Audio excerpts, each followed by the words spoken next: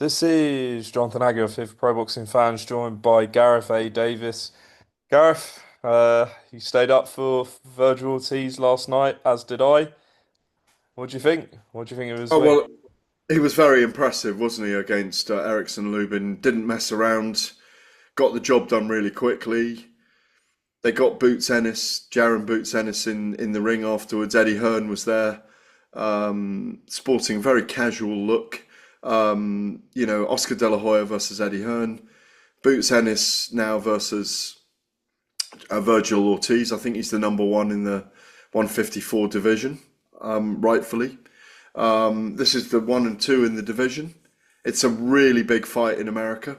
It's a fight they ought to create into a super fight. I just hope it happens. We were discussing it off air before we started recording. This is a fight been a long time in the making. Rather like we never saw Terence Crawford against either of these guys either, which could have happened at any point. Maybe we will at some point. We might see Terence Crawford against the winner potentially, but it's a big fight, and he's very, very good, Virgil. I've known him a long time. I've always found him to be very, very impressive. Who do you think wins that, Ennis against Ortiz? It's a pick 'em, isn't it? Hmm. It really is a pick 'em. I'm going to go Virgil Ortiz on activity and better resonance in terms of opponents he's fought. But it'll be a great fight, and they might have to do it twice. Yeah. What's your excitement levels for Eubank-Benn this week? I saw you and Adam Cattrall on Talk Sport sort of saying it's been a bit flat so far.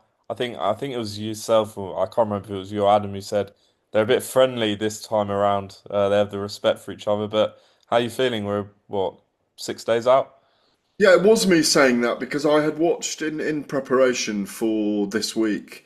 I'd watched the face off on DAZN, Mm.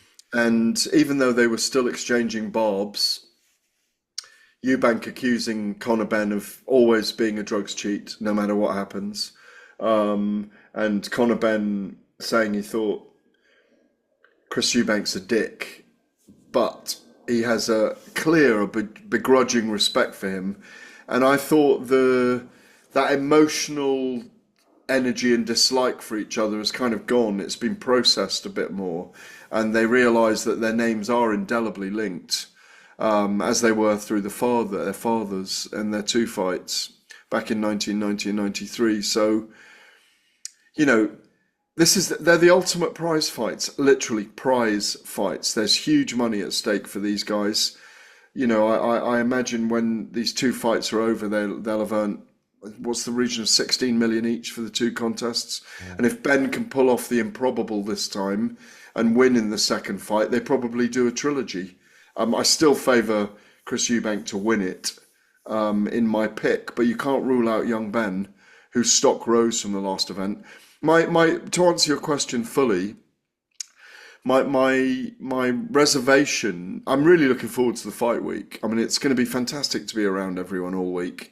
I'm sure there'll be some drama with these two, but it's been a very slow burn coming into this second fight, which is obviously delayed from September the 20th as well. But very hard to recalibrate and reinvigorate what was quite an extraordinary event in April with the fathers involved, the late arrival of Chris Eubank Sr., the drama between Eubank Sr. and Junior, the egg smash, the stories of the build up for 2.5 years because the clomiphene cases are affecting Conor Benn.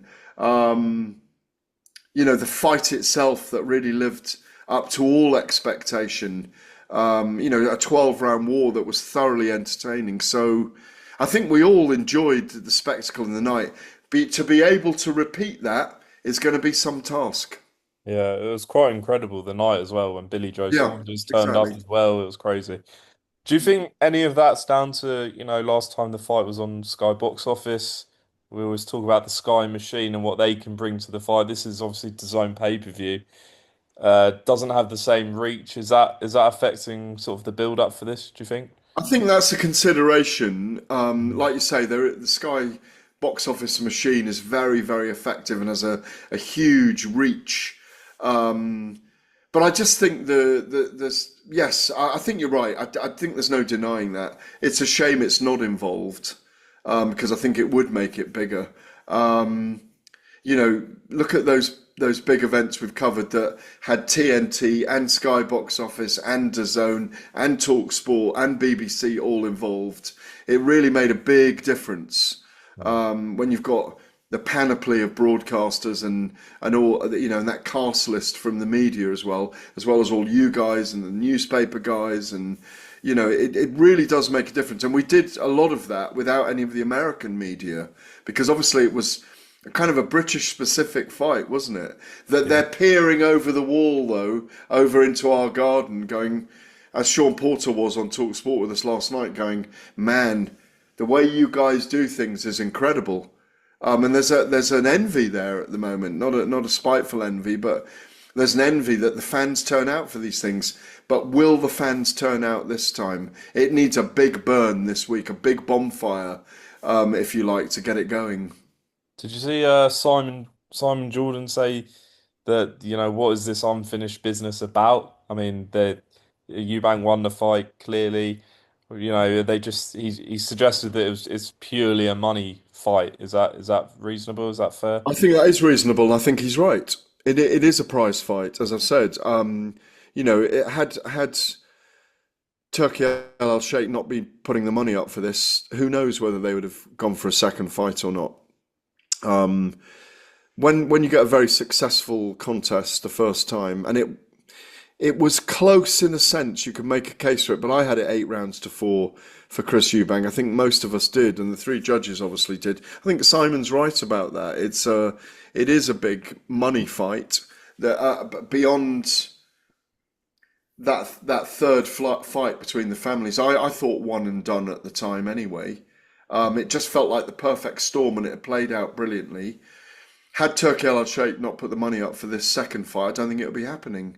Um, where I don't agree with Simon Jordan is where he has said that he's seen better fights at Weatherspoons. That's not true. And as I said to Adam last night when we were on the show, Adam Catterall, if there's those kind of fights going on at Weatherspoons, I need to get down there.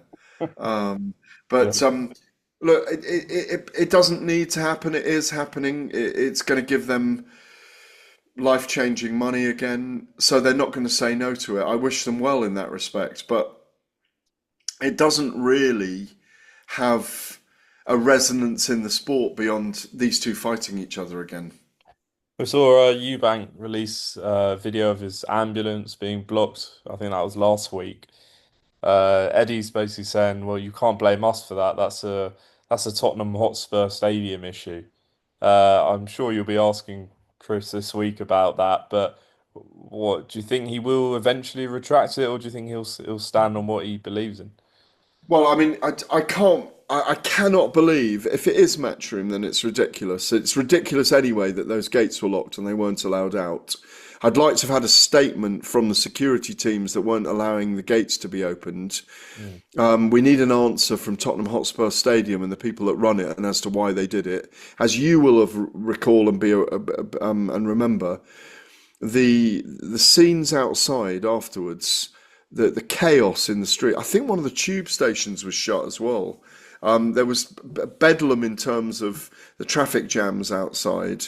I mean, I cycled away from there on a bicycle, and it was really hard to get away from there. It was pandemonium. So whether that affected whether they wanted to open the gates or not, I don't know. But the bottom line is, those ambulances are there for a reason, and that is if someone's health is at risk, they need to get them to the hospital. So I think what they'll need to look at is what level of emergency the ambulance was in the process of delivering at the time, whether the people who weren't opening the gates at the time were aware of the level of danger to the patients in the ambulance at the time. We don't know what kind of conversations went on. All we can see are two ambulances waiting to leave. I think it's two ambulances and someone shouting. So there's probably, when you dig into this, there's probably a lot more to it. Clearly not a good scenario. Boxing Board of Control are involved as well, but I do think we need some answers. And because at the end of the day, if you need to get fighters out of there, and the reason I talk about the traffic jams outside, they may have had knowledge about what was going on and they were trying to clear a road or whatever they were trying to do. But it definitely needs clarifying, the whole thing, and it needs to be made transparent what happened. Yeah. Lastly, Gareth, for both men, if they win, I mean, Conor's saying he'll come back down to 47, fight for a world title. That's what, £13 he'd have to drop. I know he didn't come in quite at 160, but do you think do you think that's what he'll do? Do you think he'll go to 54? And for Eubank, do you think he'll chase Canelo, or will this be his last fight if he wins? Well, I think if Eubank wins, he looks for a Canelo fight. Maybe you can get Terence Crawford over here. That kind of level of fight. That's what he'll be looking for. If Conor Benn wins, I think they'll do a trilogy, or they'll certainly try and percolate a trilogy. Worth recalling that the two old men when they fought, their old men, their fathers when they fought between 1990 and 93. Just to put a lid on it, the Chris Eubank fought 11 world title fights in that time, and Nigel fought 10 fights, four of those world titles, and there was demand for it. So if this fight really delivers again and Conor Benn wins, they might well do a trilogy in my view. But Conor Benn could start looking at 154. He could look at the winner of Boots Ennis and Vergil Ortiz, couldn't he? It's a very tough fight, but he's got that style to be able to do it. And Conor Benn will probably have 35 fights in the end and lose five and win 30 or whatever. So he's got that kind of style where will win and lose. But they both got big fights out there, but their names are going to be linked forever. It's the biggest events they've ever been involved in. Just finally, you hearing anything on Jake Paul and who he's going to fight, and is AJ realistic? I mean, Eddie's saying that he may have a run out before the end of the year. What do you think's going on? Well, it should be KSI. That's who he should be fighting because that's the fight for Jake Paul. These two guys are fighting too many people that aren't interested. I never ever saw Jake Paul and Gervonta Davis in a ring together. I couldn't visualize it. It was too bizarre even to think about them in a ring together. So I'm not surprised it hasn't gone ahead, apart from the domestic battery issues that have precluded the fight before they even had the ring walks. Well, what I'm hearing is Carl Froch has signed, and it will be Froch against Jake Paul early in the new year, and Froch gets a bonus for knocking him out, and he has to fight with both hands tied behind his back while he's doing his podcast on a live stream. No, I think it will be. I think it will be. I think the latest I heard is that they're still going ahead on the date, but it's Nate Diaz, Okay, the rematch.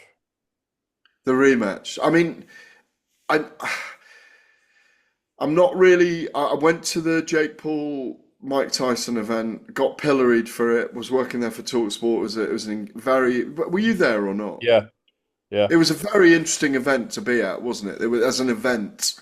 It was quite extraordinary. It was a very bizarre fight, but it's almost like the only way Jake Paul could top that would be to fight KSI or to fight Conor McGregor or someone like that, because all these other names just don't work. Or an AJ, which I don't condone, or a Francis Ngannou that I don't condone. But if you take those four names, you know that they're going to sell really big. AJ, Ngannou, KSI, Conor McGregor. But in general, um, I think those are the big names. And I suppose, if you can say this, if Andrew Tate beats Chase Damore, what about Andrew Tate against Jake Paul? Would you watch that?